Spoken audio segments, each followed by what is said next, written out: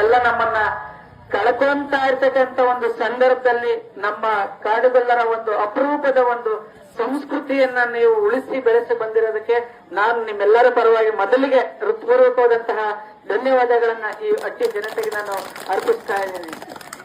ಈಗ ತಾನೇ ನಾನು ಆ ಹಟ್ಟಿಗೂ ಹೋಗಿ ಬಂದೆ, ಅಲ್ಲೂ ಕೂಡ ದೇವ್ರು ನಡೀತಾ ಇತ್ತು. ಇಲ್ಲಿನ ಕಟ್ಟೆ ತೊಟ್ಟು ಅಂಬು ಕೊಂಬು ಕಣಚಿಗಳನ್ನೆಲ್ಲ ಉಳಿಸ್ಕೊಂಡ್ ಬಂದಿದ್ದಾರೆ. ನಾವು ಎಜುಕೇಟೆಡ್ ಆಗಿ ಮುಂದೆ ಉಳಿಸ್ಕೊಂಡು ಹೋಗ್ಬೇಕು. ಇದು ಉಳಿಸ್ಕೊಂಡು ಹೋಗ್ಲಿಲ್ಲ ಅಂತಂದ್ರೆ ಈ ಜನರೇಷನ್ಗೆ ಕಂಪ್ಲೀಟ್ ಆಗೋಗ್ಬಿಡುತ್ತೆ.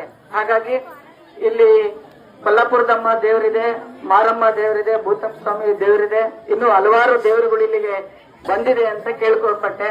ಈಗ ಕೊಡ್ತಾ ಇದ್ದೀರಾ ನೀವು, ನಮಗೆ ಬಹಳ ಹೆಮ್ಮೆ ಆಗ್ತಾ ಇದೆ. ನಿಜವಾಗ್ಲೂ ನಾನೇ ಪೌಣ್ಯವಂತ, ನಿಮ್ಮನ್ನೆಲ್ಲ ನೋಡೋ ಅಂತ ಅವಕಾಶ ಸಿಕ್ಕಿದೆ. ಇವತ್ತು ನಾವು ಒಂದು ಊರಿಗೆ ಬೇಕಾದಂತ ಸವಲತ್ತುಗಳನ್ನ ಪಡ್ಕೊಳ್ಬೇಕು ಕೂಡ ನಾವು ಮುಂದೆ ಹೋಗ್ಬೇಕು. ಯಾಕೆ ಅಂದ್ರೆ ಸಂಸ್ಕೃತಿಯನ್ನ ಉಳಿಸ್ಕೊಂಡ್ಬಂದಿದೀವಿ. ಮುಂದೆ ಶಿಕ್ಷಣವಂತರು ಕೂಡ ನಾವು ಆಗ್ಬೇಕು.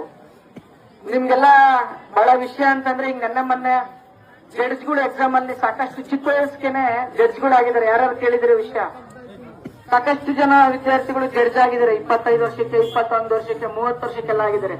ನಿನ್ನೆ UPSC ಎಕ್ಸಾಮ್ ಬಂದಿದೆ, ಪಾಸ್ ಮಾಡಿದ್ದಾರೆ. ಅಂದ್ರೆ ಅವರು ಕೂಡ ಮಧ್ಯಮ ವರ್ಗದವರು, ಬಡವರು, ಓದಿದ್ದಾರೆ. ನಾವು ಕೂಡ ನಮ್ಮ ಮಕ್ಕಳನ್ನ ಶ್ರಮ ಹಾಕಿಬೇಕು. ಆ ಪರಿಶ್ರಮ ಹಿಂದೆ ಫಲ ಸಿಕ್ಕೇ ಸಿಗುತ್ತೆ.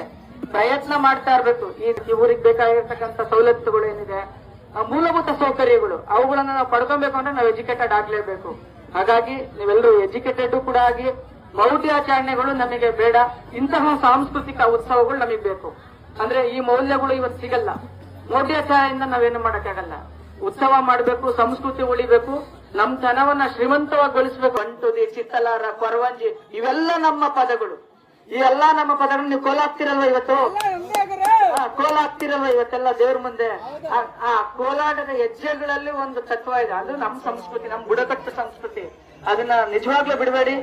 ನೀವು ಆಡೋದ್ರ ಜೊತೆ ನಿಮ್ಮಂತವಾದ ಸಂಸ್ಕೃತಿ ಇದೆ. ಯಾವುದು ನಿಮಗೆ ಕಲೆ ಸಿದ್ಧಿಸಿದೆ ಅದನ್ನ ನೀವು ಮುಂದಕ್ಕೆ ತಗೊಂಡೋಗೋದಕ್ಕೆ ಆಗ್ಲಿ ಅಂತ ಹೇಳ್ತಾ ಈ ದೇವ್ರ